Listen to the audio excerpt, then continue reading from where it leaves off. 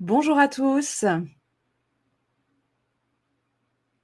Bonjour, je vois que vous arrivez petit à petit, bienvenue.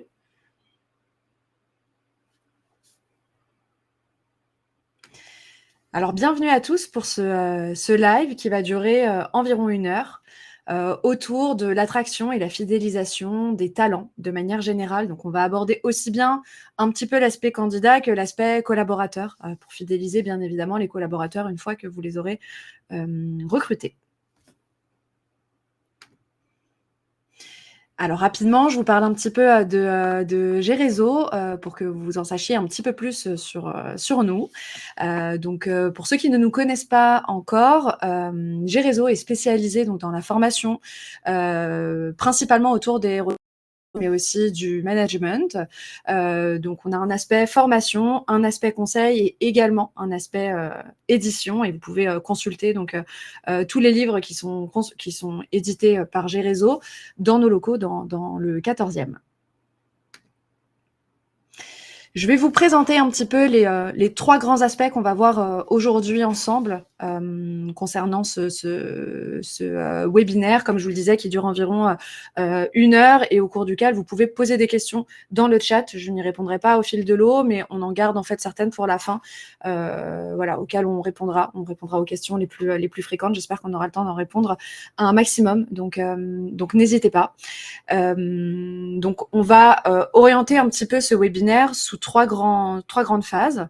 Donc, dans un premier temps, ce qu'on verra ensemble, ça va être toute la partie construction de ce qu'on appelle une proposition de valeur employeur. Donc, on définira un petit peu ce que c'est et on va voir comment est-ce qu'on peut faire pour la construire le plus possible autour de valeurs d'entreprise qui sont fortes. Comment est-ce que vous allez pouvoir aussi traduire cette proposition de valeur employeur en action et en communication. Dans un second temps, on parlera de l'expérience collaborateur autour de 5 étapes qui sont l'attraction, l'expérience candidat, l'onboarding, l'évolution et la reconnaissance, et enfin l'offboarding, donc le départ de vos collaborateurs. Et enfin, on fera un point sur le rôle clé des managers dans l'engagement et la fidélisation. Comme vous le savez peut-être certainement, le support, vous y aurez accès aussi également. Il vous est envoyé à la fin et vous y avez normalement directement accès depuis la plateforme. Alors, Kelly, je veux bien, si ça te va, qu'on lance le sondage. Vous pouvez normalement voir apparaître un sondage auquel vous pouvez répondre. Alors, vous avez 4 propositions. Je vous invite à essayer de trouver parmi les 4 propositions les 2 principales qui correspondent donc à la question que je vous pose aujourd'hui, qui est: quelle est selon vous la première raison qui pousse un collaborateur à quitter une entreprise ?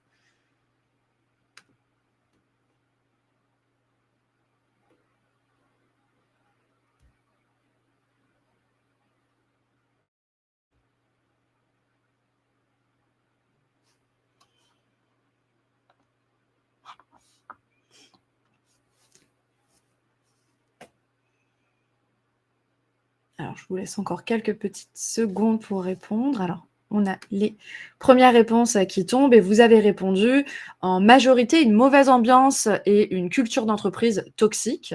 En deuxième réponse, ce que vous avez donné, c'est un manque d'évolution et de perspective de carrière. Et c'est tout à fait juste. Donc, en effet, ce sont les 2 principales réponses. Vous vous en doutez, évidemment, toutes sont importantes pour les collaborateurs. Ce qu'on observe aujourd'hui, c'est que les tendances qu'on a tendance à associer aux préférences de la génération Z et Alpha en termes d'environnement de travail, c'est en fait des tendances qui concernent actuellement toutes les générations. On les associe beaucoup à la génération Z, mais aujourd'hui, elles concernent vraiment toutes les générations confondues. Et donc, ça va être les 2 premières, la mauvaise ambiance et une culture d'entreprise qui serait toxique et un manque d'évolution et de perspective de carrière. Donc, pour ça, on a plusieurs études qui nous permettent de nous donner des chiffres, en fait, sur lesquels on peut s'appuyer. Donc, en effet, il y a 60% des collaborateurs qui quittent une entreprise faute d'évolution. Et ça, donc, ce sont des chiffres qui datent de 2024 et 69% des collaborateurs qui déclarent que la culture d'entreprise et l'ambiance influencent leur engagement plus que les salaires. Évidemment, on n'oublie pas on reste actuellement dans une période un peu particulière où le salaire va malgré tout être primordial. Mais c'est très souvent en fait quelque chose qui va permettre d'attirer le collaborateur dans un premier temps et ensuite une fois qu'il voit qu'il a notamment des perspectives d'évolution quelles qu'elles soient, et généralement qui dit perspective d'évolution, il y a le salaire qui va augmenter également avec, bien évidemment. Mais en fait, le salaire, c'est très souvent dans un premier temps pour attirer en fait aussi le candidat. Et là, ce qui va surtout compter pour lui, c'est qu'il puisse percevoir une rémunération qui est juste par rapport au travail qui lui sera demandé, par rapport à sa fiche de poste, à son niveau de poste, tout simplement. Voilà. Alors merci à ceux qui ont répondu et qui ont joué le jeu. Je vous propose donc qu'on puisse démarrer ensemble avec la première partie sur la construction de la proposition de valeur employeur. Alors, on a tendance en tant que RH, employeur, recruteur, manager aussi, à en attendre beaucoup concernant nos candidats, concernant ce qu'ils peuvent nous apporter en termes de valeur ajoutée.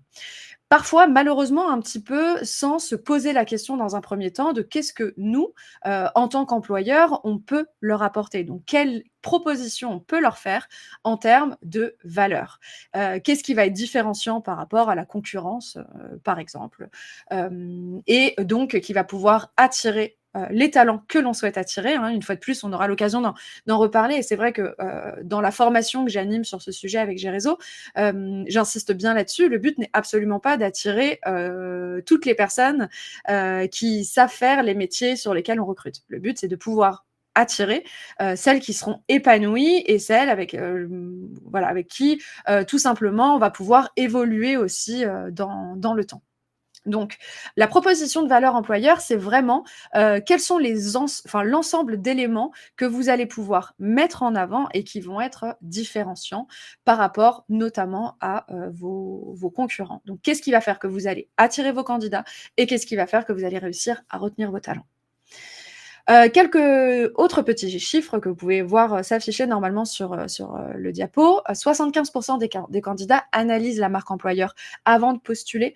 Voilà, donc aujourd'hui, vous le savez, hein, les candidats ont de plus en plus d'outils pour le faire.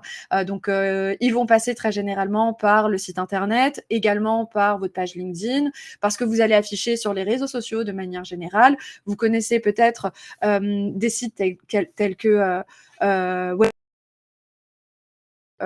donc pour les entreprises qui auraient leur page sur Welcome to the Jungle, les talents ont de plus en plus le réflexe d'aller vérifier si vous avez une page, s'il y a des éléments dessus, s'il y a des vidéos. Vous avez pas mal d'autres sites dont on aura l'occasion de reparler plus tard, sur lesquels ils peuvent également aller retrouver des éléments comme Glassdoor, par exemple, ou encore Choose Your Company. 82% des RH considèrent la proposition de valeur employeur comme un levier stratégique clé. Donc, je suppose que c'est une des raisons pour lesquelles vous êtes ici aujourd'hui. Et enfin, les salariés attachés aux valeurs de leur entreprise sont 3 fois plus engagés. Donc, d'où l'importance d'avoir des valeurs d'entreprise qui soient fortes. Et quand je veux dire fortes, ça ne veut pas nécessairement dire, une fois de plus, qui parlent à tout le monde, mais surtout, en fait, qui ne soient pas superficielles. Ça va être ça le plus important dans la construction de valeurs dites fortes. Donc, pour construire justement votre proposition de valeur de manière solide et de manière à ce qu'elle soit vraiment alignée avec la culture de votre entreprise et vos valeurs, vous allez devoir passer par plusieurs choses. Donc, notamment, vous allez devoir faire en sorte d'avoir une communication qui soit la plus claire possible. Une fois de plus, tout ce qui serait un peu trop superficiel, ça risque plutôt de perdre en fait vos candidats ou encore vos collaborateurs. Et évidemment, il va falloir que cette communication, elle soit authentique. Il y a rien de pire qu'une communication qui certes soit forte et soit présente, mais qui soit complètement désalignée avec ce que vit le quotidien de vos collaborateurs. Ça, vraiment, c'est très important d'en avoir conscience. Et c'est pour ça qu'on en reparlera tout à l'heure, mais c'est important que dans un premier temps, vous alliez regarder ce qui se passe réellement sur le terrain et la manière dont vivent vos collaborateurs, leur vie en entreprise avec vous, tout simplement. En période de crise, il ne faut pas oublier aussi que plusieurs entreprises l'ont expérimenté, mais avec une marque employeur qui va être forte, avec une proposition de valeur employeur qui va être solide, ça permet vraiment la rétention de vos talents. On remarque qu'il y a quand même beaucoup moins de départs, en tout cas à l'initiative des collaborateurs dans ces moments-là. Donc, vraiment, c'est ce qui va vous permettre de fidéliser vos collaborateurs sur le plus long terme. Oubliez pas, évidemment, comme je vous le disais, qu'aujourd'hui, vos talents, les personnes que vous souhaitez attirer, vos collaborateurs aussi, bien évidemment, peuvent aller regarder sur des sites comme Choose My Company, comme Glassdoor, comment est-ce que concrètement les personnes qui ont été en contact avec votre entreprise ont vécu leur expérience. Alors quand je dis personnes qui ont été en contact avec votre entreprise, je suis volontairement un petit peu large, puisque ce ne sont pas que vos collaborateurs, mais ça peut même être les candidats tout simplement qui partagent leur expérience. Et on a des versions d'ailleurs US qui très certainement seront développées en France dans les années à venir, comme par exemple Comparably, je ne sais pas si vous en avez déjà entendu parler, mais qui permettent justement d'avoir ce type d'analyse-là de manière très poussée. Donc vraiment, les gens s'expriment sur la culture d'entreprise, sur la durée du process de recrutement, par exemple, sur l'adéquation des valeurs avec ce que eux ont réellement vécu quand ils sont allés dans vos locaux, avec ce qu'ils ont pensé du leadership, de la vision stratégique. Et généralement, en fait, c'est des informations qui vont être estimées par les talents comme étant des informations plus fiables, étant donné que pour eux, donc, ce sont des personnes qui sont censées, entre guillemets, être neutres et qui ont été en contact avec vous, qui s'expriment à ce sujet-là. Et comme vous vous en doutez, il y a également aujourd'hui les réseaux sociaux qui permettent de s'exprimer de manière très rapide et très ouverte sur des éventuelles expériences qu'on pourrait avoir en entreprise.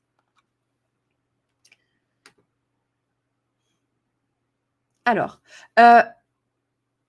excusez-moi. Donc, la méthode pour que vous puissiez définir cette fameuse proposition de valeur employeur de manière la plus alignée possible avec la réalité, ça va être en combinant donc deux aspects qui vont être à la fois les attentes et la réalité interne avec les attentes externes de vos candidats.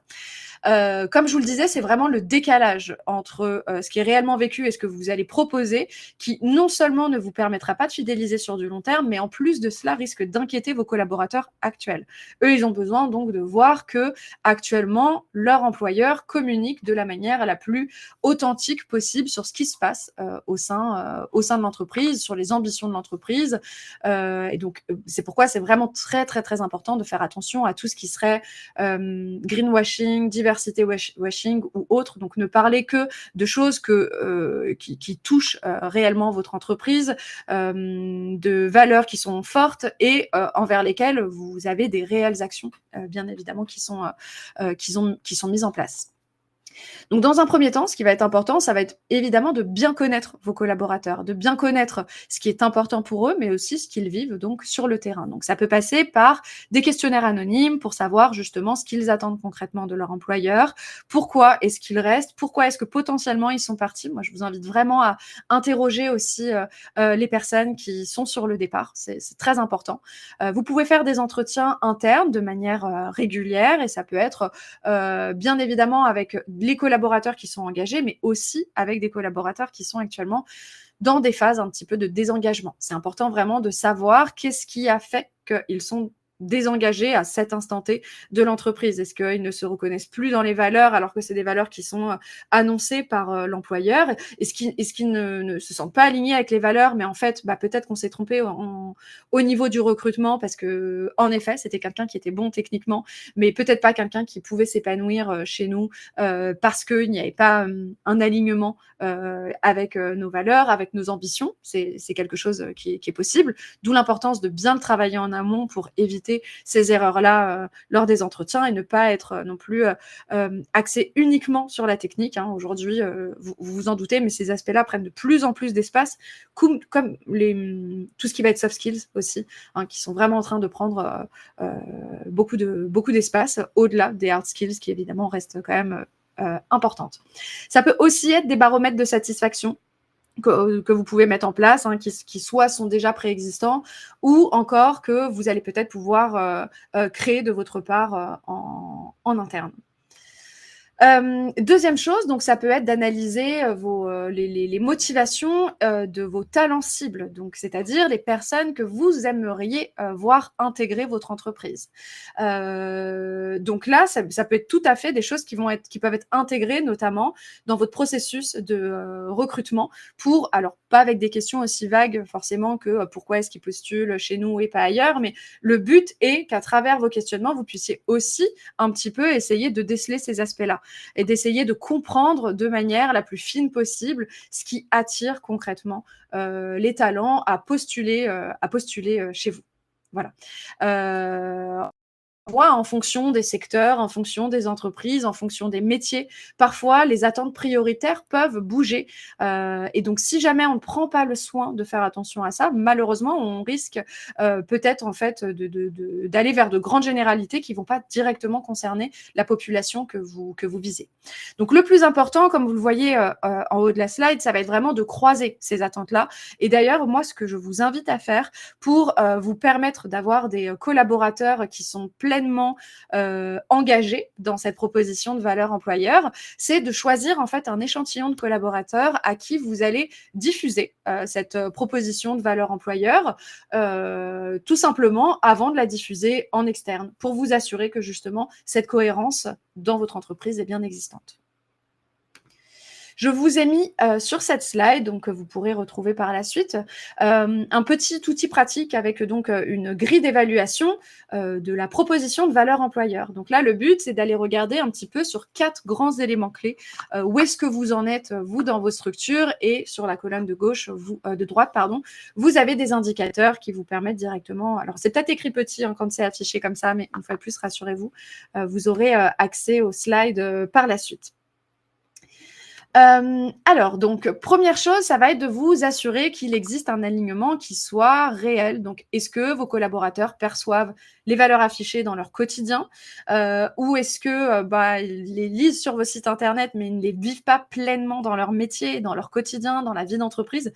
Donc, est-ce qu'il y a des écarts entre les discours externes et internes? Est-ce que les engagements RSE, RH annoncés sont suivis d'actions concrètes qui, elles, sont mesurables? Et donc, sur la droite, comme je vous le disais, vous avez des indicateurs qui vont vous permettre de vous assurer que c'est bien le cas.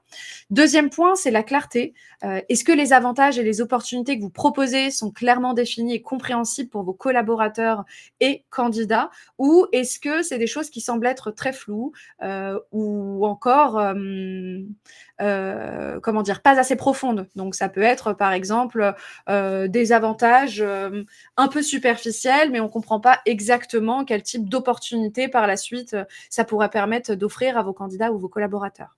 Troisième chose, c'est l'engagement. Est-ce que votre entreprise, elle offre des opportunités de développement professionnel et personnel qui sont alignées avec les aspirations de vos collaborateurs? Et là, comme vous l'avez compris, c'est très important que vous puissiez sonder à l'interne comme à l'externe, comme on l'a vu précédemment, pour connaître justement les aspirations qui reviennent le plus souvent chez les personnes que vous souhaitez recruter. Et enfin, ça va être l'évolution. Est-ce que votre proposition de valeur employeur, elle est régulièrement mise à jour pour s'adapter aux changements du marché et aux besoins évolutifs de vos employés?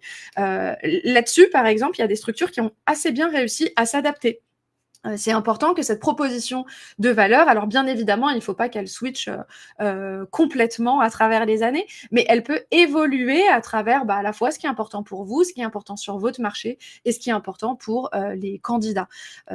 Typiquement, Google, qui avant était beaucoup axé sur une proposition de valeur employeur basée sur des évolutions technologiques, ce type de choses-là, a un petit peu orienter sa proposition de valeur employeur vers l'autonomie, par exemple, parce que actuellement on sait que travailler en autonomie, le télétravail, c'est des choses qui vont être très importantes pour beaucoup de collaborateurs, et vers donc tout ce qui est de l'ordre de la flexibilité.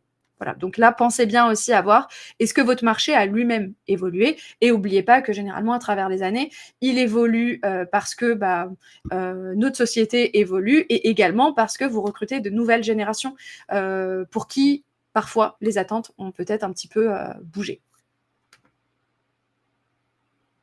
Donc, n'hésitez pas à utiliser cette petite grille qu'on a vue précédemment à la suite donc, de ce webinaire pour essayer d'évaluer un petit peu où est-ce que vous en êtes par rapport à votre proposition de valeur employeur.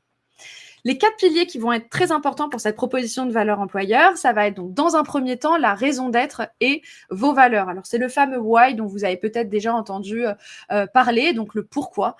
Pourquoi est-ce que vous vendez les produits que vous vendez, les services que vous vendez, quel impact concret vous souhaitez avoir, que ce soit sur votre secteur, sur la société, sur les gens de manière générale. Là, c'est vraiment en fonction du type de structure dans lequel vous évoluez. Et vos valeurs. Alors, les valeurs, elles vont être très importantes. Ce qu'on observe encore beaucoup, c'est que, bon, alors la majorité des entreprises ont défini leurs valeurs, les affichent sur leur site, mais malheureusement, pour beaucoup d'entre elles, ça reste encore un petit peu superficiel.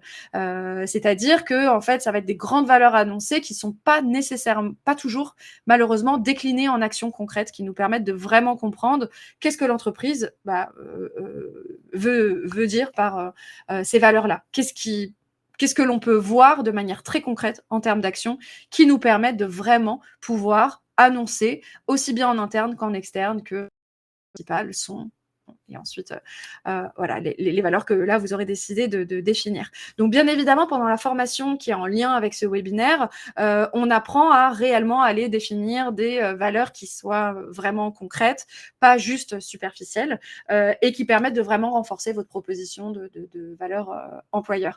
N'oubliez pas que votre proposition de valeur employeur, comme vos valeurs, elles sont censées aussi bien attirer que dissuader. Ça peut paraître un petit peu bizarre dit comme ça, mais vous ne voulez pas attirer absolument tous les candidats, ni retenir nécessairement, enfin, normalement vos collaborateurs davantage, mais vous souhaitez attirer les candidats qui correspondent pleinement à la fois au poste, donc techniquement à ce que vous recherchez, mais aussi, comme je vous le disais au début, qui seront épanouis sur du long terme avec vous, donc qui ont notamment des valeurs qui sont similaires. Si vos valeurs sont encore un petit peu superficielles, vous allez avoir du mal à vraiment trouver ce matching-là entre votre culture d'entreprise, vos valeurs et celle des talents que vous souhaitez attirer. La deuxième chose, ça va être tout ce qui va être conditions de travail et culture d'entreprise. Donc là, ça va être le quotidien de ce qui se passe dans la vie d'entreprise pour vos collaborateurs. Hein. La culture d'entreprise, c'est un petit peu comme la culture d'une communauté, d'un pays. En fait, en l'observant, on va pouvoir savoir qu'est-ce qui est valorisé ou qu'est-ce qui, au contraire, est sanctionné, quel type de comportement on peut avoir. Et donc, dans l'entreprise, par exemple, quel type de comportement va nous permettre d'évoluer. Au contraire, quel type de comportement va peut-être nous mettre un petit peu plus en marge, voire nous mettre en risque de départ. Donc, c'est vraiment ça qui va venir définir votre culture d'entreprise. Il faut bien penser à tout ce qui va être aussi la culture dite un petit peu plus informelle d'une entreprise. Donc, la culture un petit peu plus informelle, ça va être ce qui n'est pas nécessairement toujours écrit dans un contrat de travail, par exemple, ou encore dans le règlement intérieur. Mais là, vous avez quelques chiffres qui vous montrent que c'est quelque chose qui est très important pour les collaborateurs. Et ça va être notamment tout ce qui est micro-rituel d'équipe et qui permet de vraiment sentir qu'on fait partie d'un groupe, qu'on fait partie d'une équipe. Le besoin d'appartenance, il est très fort quand même pour l'être humain. Donc, et ce besoin d'appartenance, il se traduit très souvent à travers justement ces rituels. Donc là, de vous assurer que ces rituels-là existent bien et qu'on arrive à les maintenir dans le temps, c'est quelque chose qui va être très important. Favoriser aussi un climat de confiance, d'autonomie. L'autonomie, c'est quelque chose qui ressort de plus en plus dans les attentes des collaborateurs, mais aussi des candidats, et créer des espaces d'échange qui soient donc naturels, où justement on puisse avoir un petit peu plus aussi d'échanges informels, et d'impliquer les collaborateurs dans l'évolution de la culture d'entreprise. Donc, ça pourra passer avec des actions comme celles que je vous ai citées précédemment, où vous sondez vos collaborateurs en interne, vous les impliquez avant de diffuser votre proposition de valeur employeur à l'externe sur les réflexions et même peut-être même des rédactions aussi de contenu. Troisième pilier, ça va être les opportunités d'évolution, mais aussi de reconnaissance, qui vont vraiment être très, très, très importantes pour vos collaborateurs et pour les candidats qui ont envie de pouvoir se projeter sur du long terme avec vous. Il faut qu'ils puissent voir de manière concrète comment est-ce que ça se manifeste. Donc, des opportunités d'évolution, il faut penser large et pas juste évolution au sens managérial. Il peut y avoir des évolutions internes qui vont être différentes. Et là, je vous invite à réfléchir à ces types d'évolutions-là et à la promotion de la mobilité aussi interne et à votre manière de montrer votre reconnaissance à vos collaborateurs. Reconnaissance qui est aussi un des besoins quand même très importants de l'être humain. Et enfin, le 4e pilier, ça va être l'impact sociétal, les engagements que vous allez pouvoir avoir au sens large. Donc là, on voit quand même pas mal de structures qui se démarquent aujourd'hui parce qu'elles mettent en avant cet impact-là. Mais une fois de plus, elles font attention à ce que ce ne soit pas du greenwashing, du diversity washing ou autre. Donc le but, c'est pas juste de dire qu'on fait attention à telle ou telle chose, mais bien de le décliner en action, de montrer comment est-ce que concrètement on y fait attention pour que ce soit le plus concret possible, aussi bien pour vos candidats que pour vos collaborateurs. Alors, je vous ai mis donc quelques petites captures d'écran qui permettent d'illustrer un petit peu les 4 piliers qu'on vient de voir. Donc là, vous voyez notamment comme, je vous invite à aller regarder par exemple sur le site, directement sur le site internet de Netflix, comment est-ce que eux déclinent leur culture d'entreprise. Donc eux, par exemple, ils vont avoir tout un aspect Dream Team, voilà, en fait, de donner un nom aux équipes, comment est-ce qu'ils arrivent à créer justement un peu ce sentiment d'appartenance autour de ces Dream Team là, comment est-ce qu'il positionne l'humain avant les processus, par exemple, tout en ayant quand même un attrait pour les défis et en ayant comme valeur forte l'excellence. Donc, ce n'est pas au détriment de l'excellence. Ici, je vous ai mis un petit canevas de l'entreprise Patagonia qui réfléchit de manière très structurée et intelligente justement leurs différents éléments de proposition de valeur employeur. Donc, vous pouvez voir par exemple qu'on peut voir quels sont leurs rituels, quelles sont leurs priorités. Ici, vous avez donc notamment leurs valeurs, leur pourquoi, ce qui va vraiment être important, ce qu'ils pourchassent à travers leur activité. Donc, ça peut vraiment, je reviens un petit peu sur cette slide, mais ça peut vraiment être aussi un moyen pour vous de réfléchir. Ça, pareil, durant la formation, on le creuse beaucoup plus pour justement essayer d'aller créer un petit peu le persona des talents que vous souhaitez recruter et aussi des collaborateurs que vous avez actuellement. Ici, c'est donc une capture d'écran du site d'Airbnb avec leur politique vivre et travailler où vous voulez. Donc là, on peut voir que la flexibilité, elle est vraiment mise au cœur de la proposition de valeur, étant donné qu'on sait que c'est quelque chose depuis la période Covid qui est très importante pour les collaborateurs, voire des fois indispensable pour certains d'entre eux. Ce qui va être important, c'est que dans un second temps, vous puissiez donc traduire votre proposition de valeur employeur en action et en communication, une fois de plus, pour que ce soit le plus concret possible. Donc, de vraiment aligner votre discours avec la réalité interne. Ça peut passer notamment par des témoignages de vos différents collaborateurs, une fois de plus. Moi, je vous invite à essayer, avec le temps, évidemment, ça prend quand même du temps, de nouer vraiment un lien de confiance avec eux pour qu'ils puissent devenir vraiment les premiers ambassadeurs de votre proposition de valeur employeur. Et c'est ce qui sera considéré comme vos candidats comme étant le plus fiable, bien évidemment.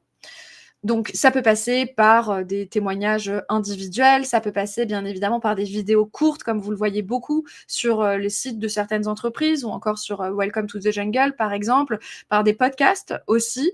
Donc, certaines entreprises mettent en place des podcasts, par exemple, soit se font inviter à certains podcasts qui concernent le monde du travail, soit créent leur propre podcast où il y a des discussions sur certains employés, par exemple, ou alors certains employés posent des questions aux dirigeants, ou alors on s'interroge sur l'évolution du marché du travail, sur les défis, sur ce qui les motive. Et donc, forcément, c'est quelque chose qui va être assez attractif.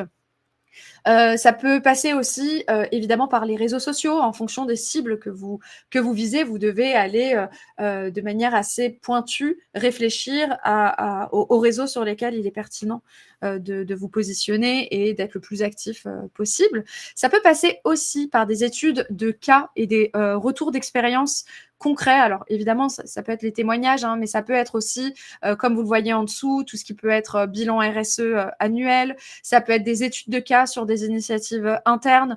Par exemple, comment de manière très concrète vous avez réussi à réduire un taux de turnover grâce à un programme d'évolution en interne. Voilà. Et ça peut être des choses qui vont être chiffrées aussi, qui permettent donc de montrer la pertinence de vos actions. Ici, vous avez donc notamment comment dire, une capture d'écran de la page de Michel et Augustin sur Welcome to the Jungle. Donc, c'est loin d'être les seuls, mais c'est vrai que Michel et Augustin, ils sont quand même très réputés pour justement leur proposition de valeur, leur communication, le marketing RH qu'ils peuvent mettre en place autour de leur marque. Et donc, sur leur page, comme celle de plein d'autres entreprises qui sont sur Welcome to the Jungle, vous allez retrouver des témoignages, que ce soit du président ou de la présidente de l'entreprise, mais aussi des collaborateurs qui parlent de leur métier, qui parlent du quotidien de l'entreprise, et ce qui permet aux candidats de se projeter le plus possible. Et ça, on en parlera dans la première phase de la construction de la proposition de valeur. Mais c'est très important que votre candidat puisse réussir à avoir puisse avoir le plus d'éléments possible pour se projeter dans le quotidien qui sera amené à vivre à vos côtés. Évidemment, pour savoir si cette proposition de valeur employeur, elle est pertinente, ce qui va être important, c'est que vous puissiez la faire tester et la faire évoluer.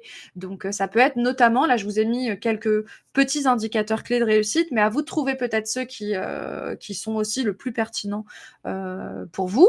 Mais ça peut être quel est le taux d'engagement des salariés, ça peut être aussi tout ce qui va être attractivité des offres d'emploi. Donc là, ça peut passer par le nombre de candidatures spontanées, mais pas que. Je vous invite bien évidemment à avoir aussi des métriques très précises sur tout votre processus de recrutement, pour d'ailleurs voir à quel moment du processus peut-être là, il y a de la déperdition, vous perdez des candidats. Est-ce que c'est dès la rédaction de l'annonce? Est-ce que c'est à partir des entretiens? Enfin, que vous sachiez exactement à quel endroit peut-être vous pouvez optimiser votre processus.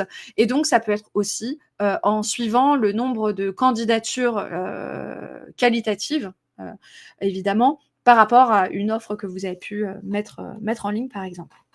Ça peut être aussi le niveau d'adhésion des collaborateurs, donc avec les feedbacks, des enquêtes internes. Et voilà, vous pouvez le faire de manière trimestrielle, annuelle, si jamais vous n'en êtes pas encore à ce niveau-là. Mais en tout cas, de vraiment pouvoir évaluer le plus fréquemment possible le niveau d'adhésion de vos collaborateurs et comment ils se sentent de manière générale chez vous. Donc ici, vous avez notamment l'entreprise Salesforce qui montre que elle, dans sa proposition de valeur, ce qu'elle va avoir, ça va être notamment, donc là, ça va être plus par rapport à tout ce qu'on a vu concernant engagement ou autre, mais eux permettent donc à leurs collaborateurs de pouvoir faire du bénévolat sur leur temps de travail. Donc ça, il y a de plus en plus d'entreprises qui le proposent, et je sais que c'est quelque chose qui peut être assez attractif pour vos candidats, en fonction de la cible, évidemment, une fois de plus. De votre cible. L'expérience collaborateur, donc là, l'expérience collaborateur, ça va être une fois que vous avez réussi à recruter votre talent et que là, il va réellement être intégré chez vous et qu'il va devenir un collaborateur, c'est quelque chose qui va être très, très important. Un employé qui se sent bien dans son entreprise est 62% plus productif. Un turnover élevé entraîne des coûts de recrutement, de formation et une perte de savoir-faire. Je pense que je ne vous apprends rien. Et en période de crise, la fidélisation est un enjeu stratégique parce que plutôt que de subir les différentes vagues de départ, vous allez pouvoir anticiper et renforcer le lien que vous avez avec vos équipes. Donc pour ça, je vous propose qu'on décline ce fameux parcours collaborateur en 5 grandes étapes. Donc la première étape, ça va être l'attraction, donc toute la partie qui va être plus en lien avec le recrutement. Et pour ça, ça va être très important de penser que pour beaucoup d'entre vous, peut-être qui avaient besoin d'aller chercher des candidats qui n'ont pas nécessairement postulé, donc qui vont peut-être plus faire de la chasse. On a un abus de langage où on a tendance à parler donc des talents qu'on aimerait intégrer dans notre société, et on va donc les appeler des candidats. Mais en fait, ce ne sont pas des candidats pour ceux qu'on chercherait à chasser. Ce ne sont pas encore des candidats. Voilà. étant donné que c'est nous qui essayons de les attirer. Donc là, c'est bien important aussi de savoir positionner les choses. Est-ce qu'on s'adresse à uniquement des candidats ou est-ce qu'on a besoin d'aller chercher des personnes, besoin d'aller faire de la chasse en fonction de notre entreprise, du secteur dans lequel elle évolue, du rapport entre l'offre et la demande, de bien savoir dans quel contexte est-ce que votre processus de recrutement évolue.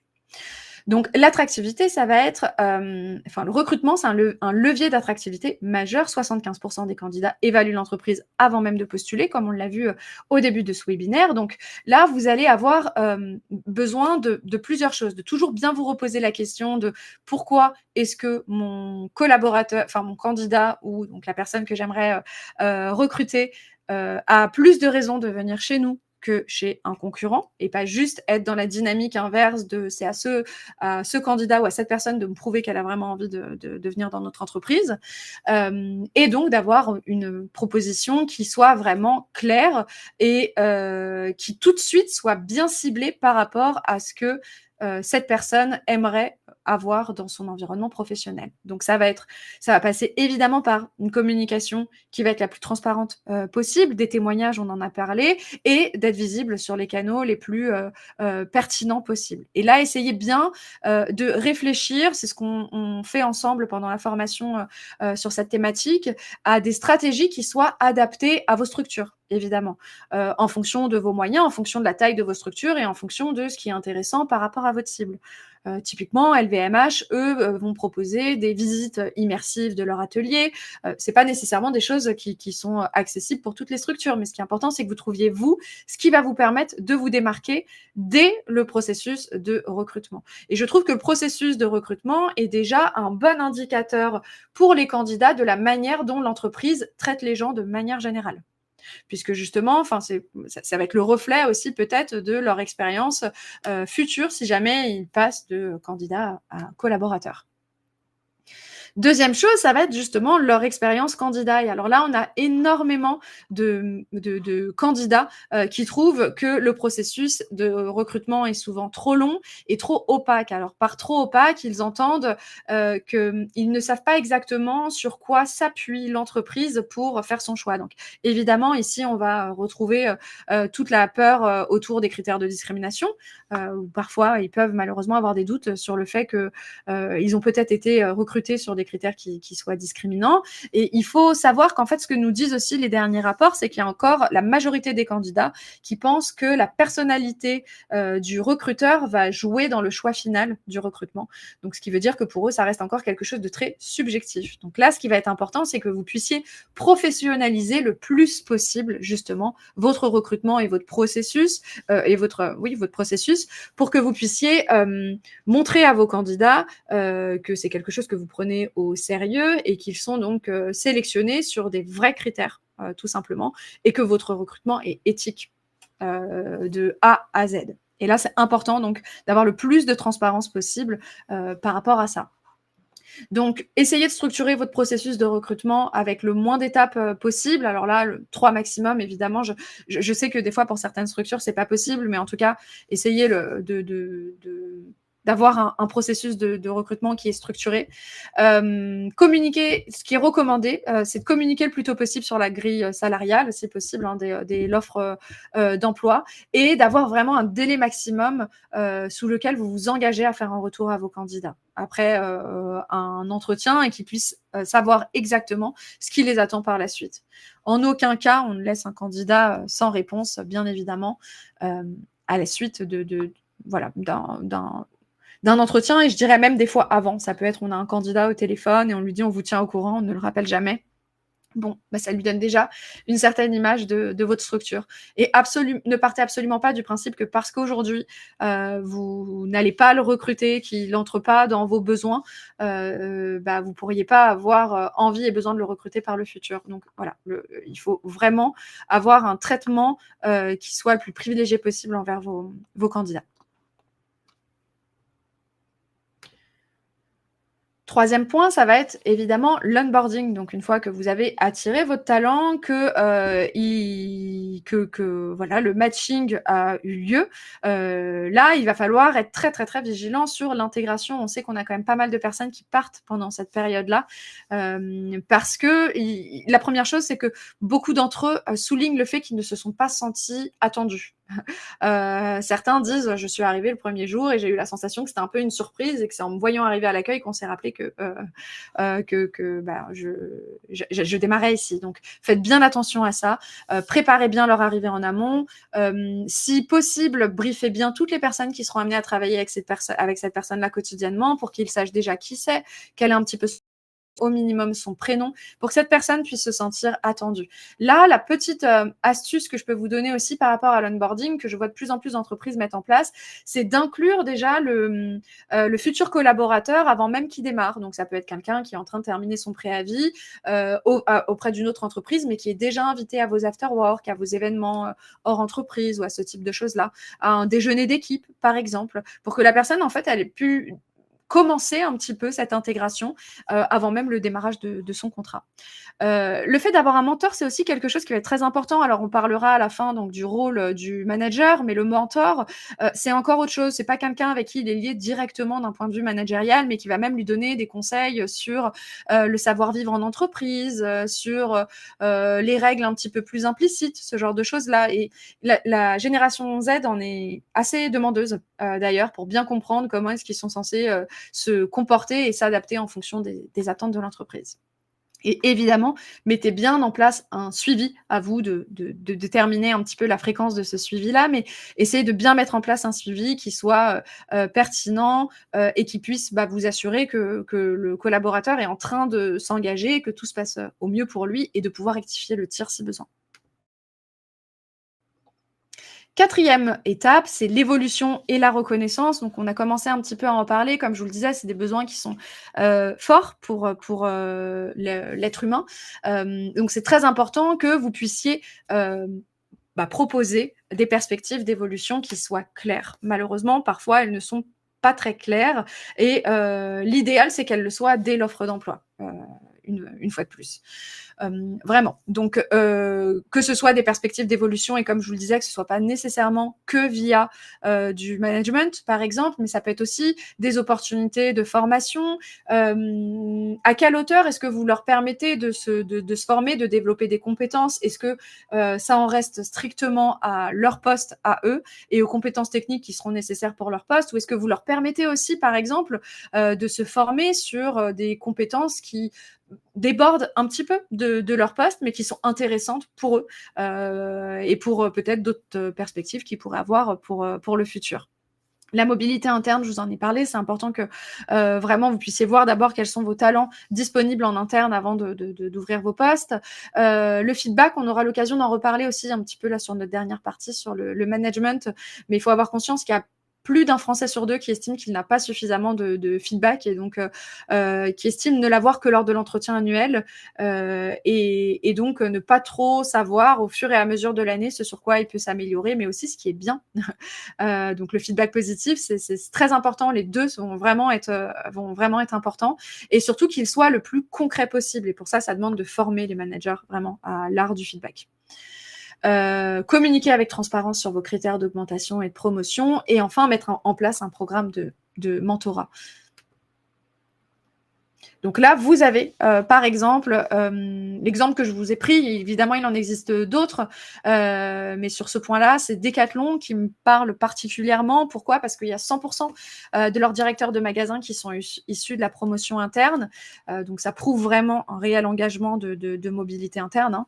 Et en plus de ça, on a 50% d'entre eux qui ont débuté leur parcours au sein de l'entreprise avec des contrats d'alternance, des conventions de stage ou des contrats à temps partiel. Donc, ça prouve vraiment cet engagement-là.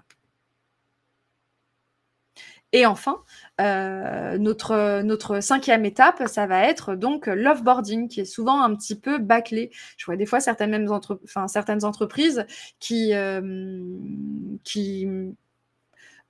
se soucient même pas de la raison pour laquelle les collaborateurs quitte la structure. Donc là, les bonnes pratiques, ça va vraiment être d'organiser un entretien de sortie qui va être structuré.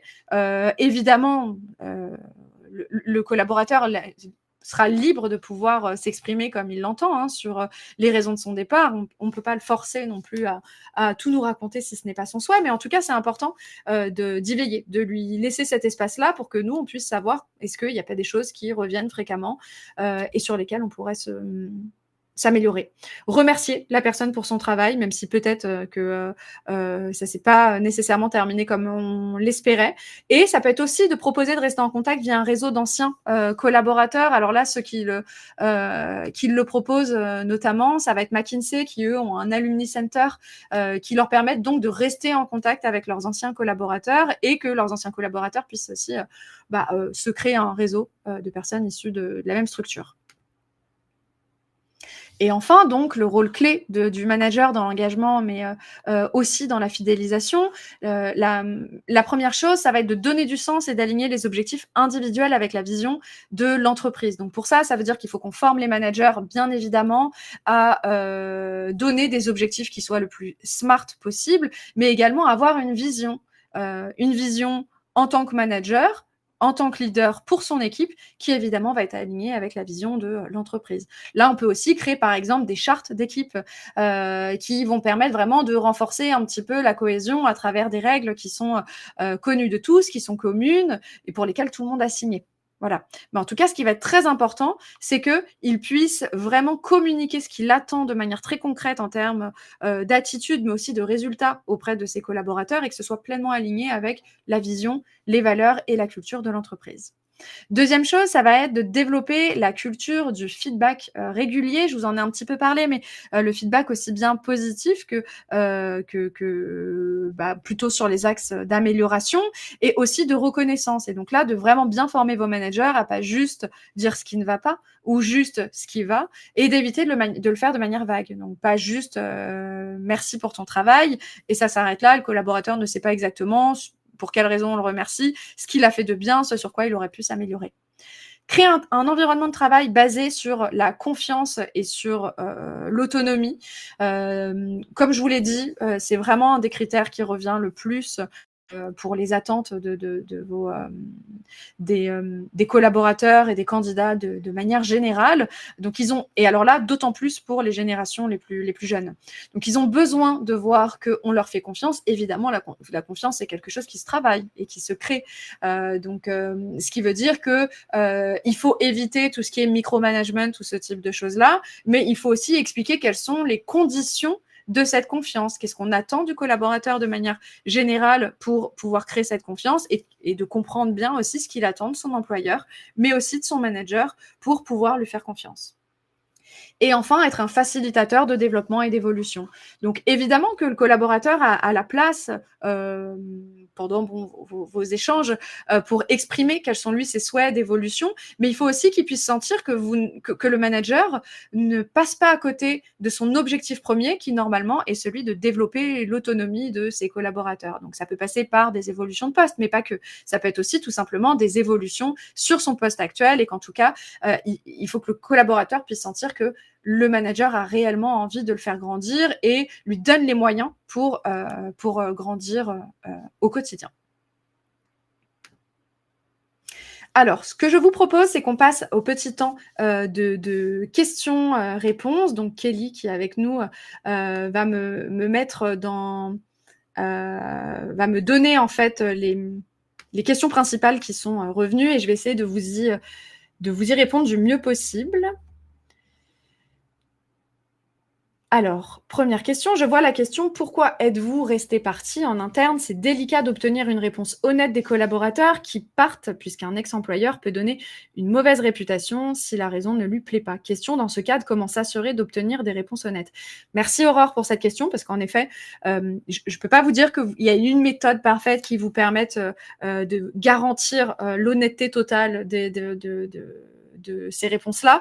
Et je pense que ce qui va vous permettre d'avoir les réponses les plus honnêtes lorsqu'un collaborateur s'en va, c'est comment est-ce qu'il a été suivi déjà pendant toute sa vie de collaborateur. Est-ce qu'il a eu des points hebdomadaires avec son manager qui a été outillé pour réussir à repérer ce qui n'allait pas chez le collaborateur, qui est peut-être formé même à repérer d'éventuels signaux faibles, soit de démotivation, soit de désengagement, soit même de risques psychosociaux. Est-ce qu'il a eu aussi des entretiens RH? Et est-ce que, à travers les années, les mois, peu importe le temps qu'il a passé auprès de vous, on a fait en sorte de créer ce lien de confiance pour lui permettre d'être le plus honnête possible lorsque on l'interrogera à la sortie de son entreprise. Et là, pareil, à voir ce qui fonctionne le mieux peut-être par rapport à vos populations.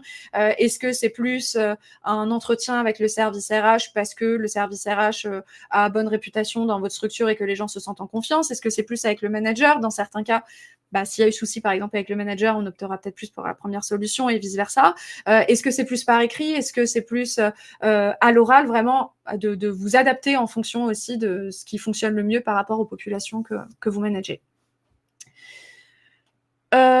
Caroline nous demande quels outils préconisez-vous pour sonder les candidats. Moi, ce que je vous invite à faire pour sonder le plus possible, sonder vos candidats, vous avez plusieurs méthodes. Ça peut être soit dans vos processus de recrutement, vous avez directement inséré des questions auxquelles vos candidats peuvent répondre avant même que vous les rencontriez. Donc, ce qui veut dire que c'est dès que vos candidats postulent. Et donc là, au moins, vous allez avoir un sondage un petit peu plus large qui vous permet de sonder un maximum de personnes et pas juste les candidats que vous avez rencontrés en entretien. Mais évidemment, il pourra y avoir aussi des méthodes de questionnement, ça on le voit plus précisément dans la formation pour que les questions justement soient pas trop vagues et que le candidat réponde pas juste des réponses un petit peu toutes faites. Mais ça, on va vraiment, on l'approfondit un peu plus sur la manière dont poser ces questions. Mais en tout cas, les outils, ça va être ça. Ça va être en entretien, à travers les questions que vous allez poser. Et ça peut être aussi en amont, à travers donc un formulaire, par exemple, de candidature, où là, vous allez donc avoir un plus large panel. Comment aligner la marque employeur sur l'intergénérationnel, adaptation au recrutement jeune ou vieux? Bonne question, Philippe. Alors là, je ne sais pas si vous parlez...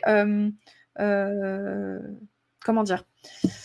Je ne sais pas si vous parlez en fait d'une cible sur le même poste ou pas, mais pour répondre de manière un petit peu plus globale à cette question-là, les attentes ne sont pas toujours les mêmes, mais malgré tout, elles s'alignent. C'est-à-dire que, par exemple, on a tendance à dire que la génération de Z a vraiment besoin de beaucoup de flexibilité, d'autonomie ou autre. Et en fait, ce qu'on regarde, c'est que on a un contexte global, un contexte sociétal qui fait que toutes les générations commencent à avoir plus ce besoin-là.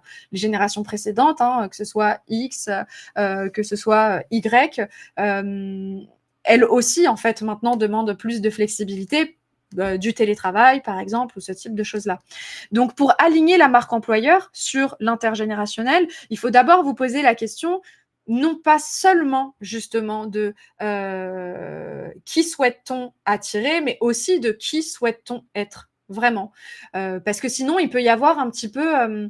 des choses très maladroites faites. Donc, ça peut être, étant donné qu'on veut attirer des jeunes, on va mettre des emojis partout et tutoyer tous nos candidats. Alors que, premièrement, c'est pas nécessairement ce que recherche la génération Z, mais c'est peut-être pas du tout aligné aussi avec qui vous êtes concrètement. Donc, c'est pour ça que la première question à vous poser, c'est vraiment qui on est, qu'est-ce qui est important pour nous, quel type de communication est-ce qu'on a envie d'avoir. Ensuite, attirer les candidats à qui ça parlera aussi. Et dans ces candidats à qui ça parlera, il y aura aussi bien des personnes qui viennent des générations plus jeunes que des générations précédentes. Aurore nous demande comment convaincre la direction qui ne partage pas forcément la même opinion quant à cette culture informelle considérée comme une perte de un manque de productivité et donc une baisse du chiffre d'affaires. Alors, c'est un problème. qui va vraiment être important puisqu'on part du principe que justement cette proposition de valeur employeur, il faut évidemment, vous en doutez, qu'elle puisse être vraiment insufflée directement par la direction.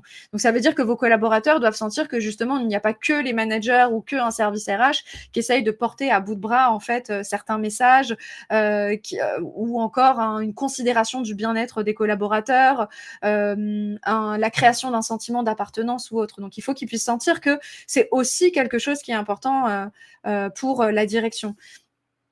Peut-être que l'argument qui parlera à votre direction, il sera financier. Et à partir du moment où on parle d'engagement, de fidélisation ou autre, comme on l'a vu, bah, c'est aussi moins de turnover, donc moins d'argent perdu. Enfin, vous voyez, donc c'est aussi des arguments. Je suppose que malgré tout, ce que souhaite la direction, c'est que les personnes puissent être épanouies au sein de la structure et rester le plus longtemps possible. Et ça passe par notamment cette culture d'entreprise aussi bien formelle qu'un peu plus informelle. Et il y a peut-être un entre-deux là à trouver qui peut satisfaire aussi bien les collaborateurs que la direction. Stéphane demande quels outils utiliser pour bien manager en distanciel. Un nouveau collaborateur marocain recruté sans pouvoir le suivre et le coacher au quotidien depuis la France. C'est une réelle problématique, en effet, le management à distance, surtout pendant cette fameuse phase d'onboarding. Si je suis honnête, moi, ce que je vous recommanderais, c'est d'essayer de trouver un processus qui vous permette d'avoir votre collaborateur le plus possible sur le terrain pendant son intégration. Et j'ai conscience, là, vous parlez par exemple d'un collaborateur qui ne vit même pas en France, donc j'ai vraiment conscience que c'est plus compliqué, mais au moins pendant cette première phase, ça me paraît primordial parce qu'en fait, ce qu'on a observé notamment avec la période Covid, c'est que ça a été beaucoup plus compliqué pour les personnes qui ont été intégrées dans des structures à ce moment-là, et de pouvoir être autonome rapidement, mais aussi de pouvoir justement bien comprendre les enjeux de l'entreprise, la culture de l'entreprise, avoir ce sentiment d'appartenance, de reconnaissance, parce qu'en fait, il y a tellement de choses qui passent par l'observation que pour les personnes qui ne sont pas sur place, bah, elles passent complètement à côté de cette observation-là qui est indispensable. Ce qu'on observe aussi beaucoup, c'est que malheureusement, certains managers mettent moins d'efforts pour les collaborateurs qui sont en distanciel. Donc là, ce que je leur recommande à ces managers-là, c'est de ne jamais jamais passer à côté de tout ce qu'ils pourraient transmettre à leurs collaborateurs qui est à distance. Donc, c'est-à-dire que, par exemple, s'ils savent qu'il y a quelque chose sur lequel il faudrait intégrer ce collaborateur à une réunion, ou s'ils peuvent leur montrer quelque chose, et c'est en fait des automatismes qu'ils ont généralement les managers de manière assez fluide quand la personne est à côté d'eux, en leur disant bah, viens à côté de moi, je te montre comment est-ce qu'on fait ceci ou cela, bah, de bien garder ces automatismes même à distance, même si c'est un petit peu plus compliqué, même s'il faut demander à la personne est-ce que tu peux te connecter, même s'il faut partager son écran. Donc, quelque part, même si ça prend un petit peu plus de temps et d'énergie. Et je crois qu'on a une dernière question de Claire qui nous dit que faire pour créer un onboarding différenciant pour donner un effet waouh. Alors, pour l'onboarding, tout dépend de la structure dans laquelle vous êtes. Donc, je vous ai donné un exemple où ça peut être, par exemple, permettre à votre candidat d'être intégré, même si c'est que quelques heures, dans tous les pôles métiers les plus importants, entre guillemets, de votre structure. Donc, ça peut être les pôles techniques ou autres, et qui n'ont rien à voir avec son quotidien. Donc, premièrement, ça va lui permettre de rencontrer un maximum de monde. Et deuxièmement, ça va lui permettre aussi de bien comprendre les différents enjeux, de voir un petit peu les dynamiques dans les équipes, de bien comprendre vos métiers. Donc, je pense que là, ce qui est très important, c'est vraiment de penser à son intégration à plusieurs niveaux. Donc, de son intégration avec son manager. Voilà, donc avoir des points vraiment le plus fréquemment possible avec son manager, de bien former son manager à comment est-ce qu'on intègre un nouveau collaborateur, penser à son intégration au sein de l'équipe, comment est-ce qu'on peut faire pour qu'il puisse se sentir le mieux possible dans l'équipe, mais de surtout pas oublier aussi à son intégration de manière plus globale au sein de l'entreprise et pas juste en lui envoyant par exemple une plaquette qui lui explique vaguement les valeurs et les métiers de l'entreprise, mais vraiment que ce soit un petit peu plus poussé, qu'on puisse aller un petit peu plus loin dans le détail pour qu'il puisse même vivre le quotidien, donc des formes de vie ma vie par exemple. Alors, je crois qu'on a fait le tour des questions. On arrive à la fin. On arrive à la fin de ce webinaire. Merci à tous. Donc, comme vous pouvez le voir ici, G-Réseau propose une formation sur le marketing RH et la marque employeur qui permet d'aller bien plus loin que ce qu'on a vu aujourd'hui, même si là, ça vous donne déjà un petit peu un aperçu de ce qu'on pourra travailler ensemble un petit peu plus en profondeur. N'hésitez pas à nous contacter, même directement via les réseaux, via LinkedIn, si besoin. Et je vous remercie à tous pour votre participation, en espérant que ça vous a donné déjà quelques outils. À bientôt, merci beaucoup.